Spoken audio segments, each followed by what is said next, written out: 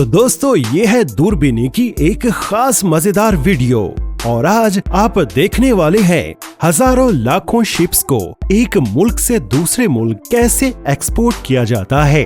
खास तौर पर जब ईद उल अजहा यानी हज का मौका आता है तो कुर्बानी के लिए पूरी दुनिया से लाखों जानवरों को जहाजों के जरिए मक्का लाया जाता है। तो चलिए फिर वीडियो को शुरू करते हैं।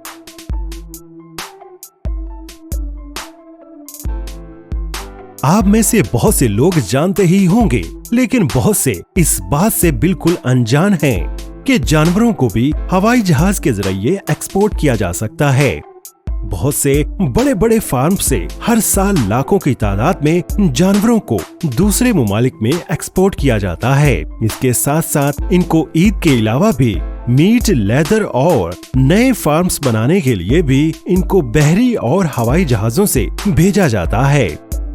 और आज मैं आपको कुछ ऐसे ही सफर पर लेकर जाने वाला हूँ जहाँ से इन जानवरों को दूसरे ममालिक में एक्सपोर्ट किया जाता है, खास तौर पर ईद कुर्बान पर।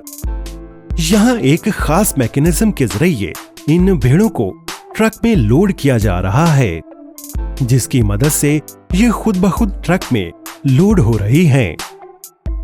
दुनिया के कोने कोने से भेड़ों को बड़े बड़े ट्रक्स में लोड करके जहाजों तक लाया जाता है। जैसा कि आपको मैं पहले भी बता चुका हूं कि एक्सपोर्ट को दो रास्तों से किया जाता है, एक है बहरी और दूसरा है हवाई जहाज। देखते हैं कि कैसे हजारों भेड़ों को शिप में लोड किया जा रहा है। यहाँ बहरी जहाज पर भी उसी मैकेनिज्म का इस्तेमाल किया जाता है जिससे इन शिप्स को ट्रक में लोड किया गया था। ट्रक के दरवाजे खोलते ही ये भेड़ें बहरी जहाज की तरफ जाना शुरू कर देती हैं। आपको बता दें कि ये जहाज 70,000 जानवरों को लेकर जाने की सलाहियत रखता है। शिप में लोड होने के बाद सबसे बड़ा मसला आता है इनके खाने पीने का, क्योंकि एक शिप पर हजारों भेड़ों के खाने पीने का बंदोबस्त करना काफी मुश्किल हो जाता है। लेकिन यहाँ पर इस काम को बड़े ही शानदार तरीके से किया जाता है। इनको खुश्क प्रोसेस्ड फूड दिया जाता है जिससे इनमें तकसीम करना भी आसान हो जाता है। सब कुछ ठीक होने के बाद ये जहाज अपनी मंजिल की तरफ रवां दवां हो जाता है। तो अब हम बात करते हैं कि आखिर कैसे जानवरों को हवाई जहाज में एक्सपोर्ट किया जाता है। यहाँ आपको कार्गो जहाज नजर आ रहा है। ये दूसरा तरीका है जानवरों को एक्सपोर्ट करने का। बड़े बड़े कंटेनर्स में इनको लोड करके एयरपोर्ट तक लाया जाता है, जहाँ इन्हें एक लिफ्टर की मदद से जहाज में लोड कर दिया जाता है। और अगर ईद कुर्बान का मौका है तो इनको मक्का में एक्सपोर्ट किया जाता है, जहाँ पर इनको मक्का की बक्कर मंडी में फरोख्त किया जाता है। सोमाली वो मुल्क है जहाँ सबसे ज्यादा जानवर मक्का एक्सपोर्ट किए जाते हैं, जिसको लोग जो पूरी दुनिया से हज के लिए मक्का आते हैं वो हज के बाद इनकी कुर्बानी करते हैं, जिनकी तादाद तकरीबन 30 लाख होती है। और आम दिनों में इन जानवरों की तादाद तो कम होती है, लेकिन इनको या तो मीट फैक्ट्री में भेजा जाता है या फिर फार्म्स में, जहां इनके दूध और ऊन का कारोबार किया जाता है। तो चलिए आपको ले जाते हैं उस फैक्ट्री में जहां इनकी एडवांस टेक्नोलॉजी से मिल्किंग की जाती है। कुछ वक्त तक आराम करने के बाद इन्हें लाया जाता है एक मिल्किंग यूनिट में, जहां ये खुद ब खुद प्लेटफॉर्म पर चढ़ जाती हैं और अपने अपने चैम्बर में घुसकर चारा खाना शुरू कर देती हैं। जिसके बाद कुछ वर्कर्स फटाफट इनके थनों में एक ऑटोमेटिक मिल्किंग मशीन फिक्स कर देते हैं, जिसके बाद दूध दोहने का अमल शुरू हो जाता है।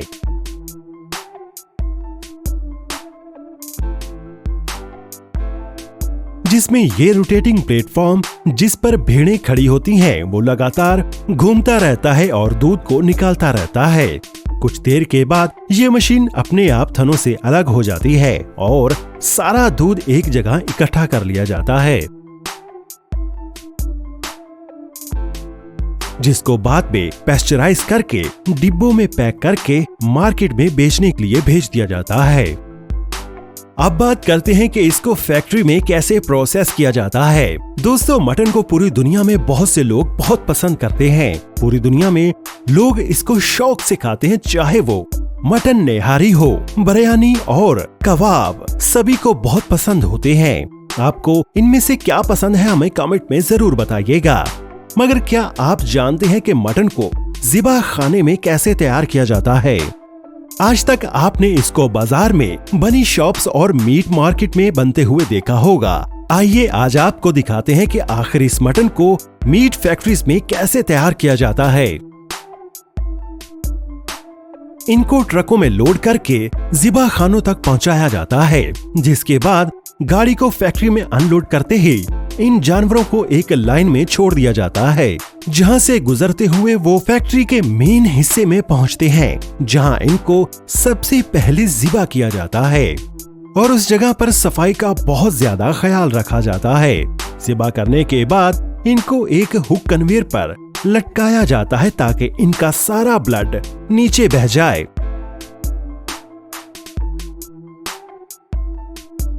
और फिर आगे चलकर इनको प्रोसेसिंग सेक्शन में भेज दिया जाता है, जहां एक ऑटोमेटिक मशीन की मदद से इनकी खाल को उतारा जाता है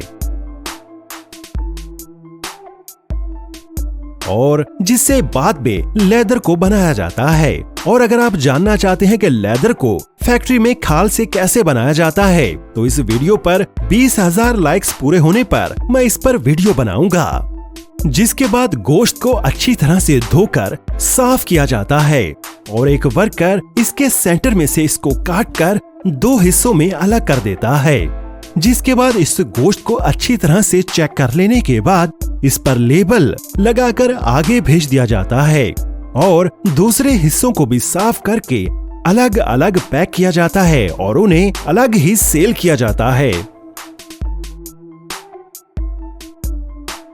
जिसके बाद फैक्ट्री के दूसरे हिस्से में एक वर्कर इस मीट को मजीद काटकर छोटा कर देता है, जिसके बाद इनको ठंडा होने के लिए रख दिया जाता है। और अब बारी आती है इनको साफ करके मजीद छोटे छोटे टुकड़ों में पैक करने की। फैक्ट्री के एक बहुत बड़े हिस्से में वर्कर्स इस काम को बड़ी ही सफाई के साथ करते हैं, जहां वो इसकी सफाई भी कर देते हैं और एक ऑटोमेटिक रोबोट इनको पैक करता चला जाता है। और साथ ही फैक्ट्री के एक दूसरे हिस्से में इसका कीमा और कबाब बनाकर पैक कर दिया जाता है। यूं गोश्त को फैक्ट्रीज में प्रोसेस किया जाता है। और यहाँ पर एक बछड़े की पैदाइश की जा रही है एक जदीद टूल की मदद से, जिसमें एक वर्कर इस टूल को गाय के साथ फिक्स कर देता है और इसमें लगी एक रस्सी को बछड़े की टांगों के साथ बांध देता है और बार बार इसको पुल करने से गाय का बछड़ा आहिस्ता आहिस्ता बाहर आना शुरू हो जाता है। इस तरह से एक मुश्किल काम को इस छोटे से टूल की मदद से आसानी के साथ कर लिया जाता है, जो कि गाय की काफी मदद करता है।